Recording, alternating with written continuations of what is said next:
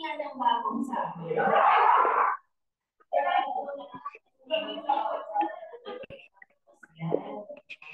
So we're still in our thematic series, Loving the Household of God. So we are now on our week 5. Pagkatapos po next week, we will be moving on to the next series. So ang title po ng ating week 5 for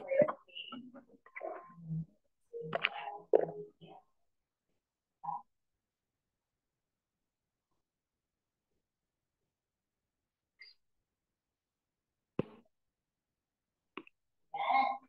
Loving the household of God. Yan po ang ating tema. Pero nasa week 5 na po tayo ng ating series. Ang title po ay Everyday Serve Christ. Sino dito hindi na ano man ang sitwasyon? I-fulfill yung purpose ng Lord sa buhay. Taas ng amen ha. Narinig ng word yan. Naka-record yung tayo.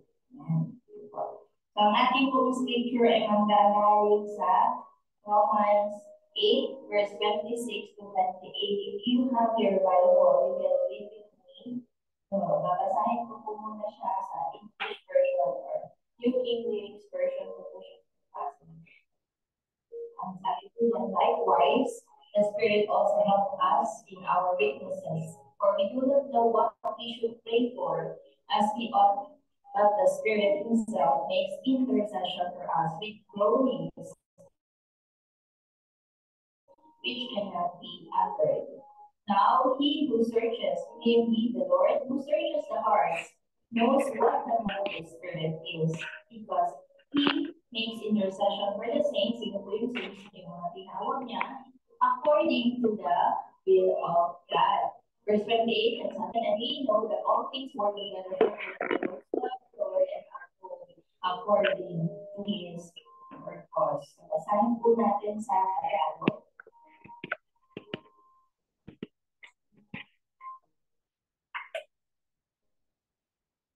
Sabi po dito, tinutulungan tayo ng banal na Espiritu sa kahinan. Hindi natin alam kung anong dapat natin ipanalangin. Kaya ang Espiritu na rin ang namamagitan sa Diyos para sa atin sa pamamagitan ng daig na hindi natin kaya sabihin. Naranasan na po ba natin kung nag-pray ka pero wala natin kung masakit pa doon? Kung nag-iyak ka na lang? So yun po yung ibig sabihin yan. Sa pamamagitan ng daig na hindi natin kaya sabihin. At anumang nais sabihin ng banal na Espiritu ay alam ng Diyos na siyang sumisiyasat ng puso ng tao. Sapagkat pamamagitan ang banal na Espiritu para sa mga mananampalataya. Sabi niya, i-intercede. Yung ibig ko na intercede na mapagitan. Diba? Ang verse 28, alam natin na sa lahat ng bagay gumagawa ang Diyos para sa ikabubuti ng mga umiibig sa Kanya, na Kanyang tinawag ayon sa Kanyang layunin. Amen? So, ang Diyos po ang magpala ng Kanyang salita. Mamaya po, himay-himay natin siya. So, ang ating pong objectives ay number 1, to understand God's intervention on behalf of His saints in the midst of difficult times. So, para daw maunawaan natin na may mga mapitan o may pumapagitna sa bawat sitwasyon na pinalalagyan natin bilang pananampalataya ng Panginoon.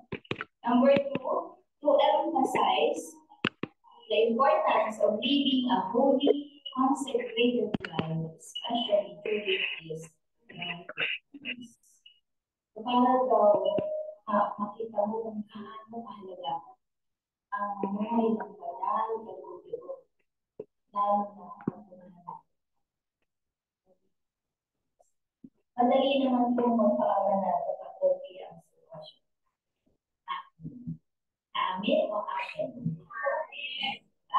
Pero kapag ikaw ay nasa rock bottom na dinalawan o dumadaan sa pagsubok at hindi mo na maiintindihan kung ano yung nangyayari sa sitwasyon ng magpakahinga o magpakabanala ng buhay ng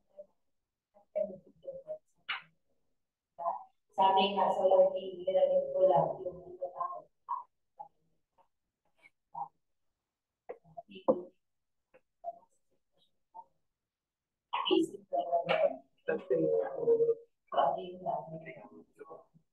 Kakayanin mo rin kaya ang hawakan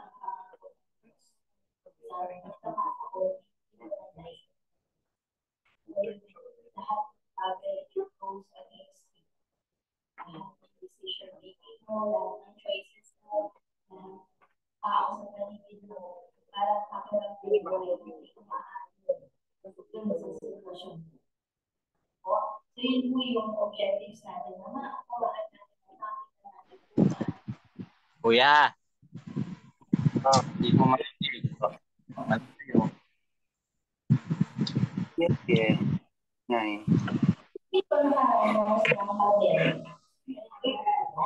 In 2020, di ba, tayo sa may pagkain. Nasa Qatar, may pagkain, antigen, di ba?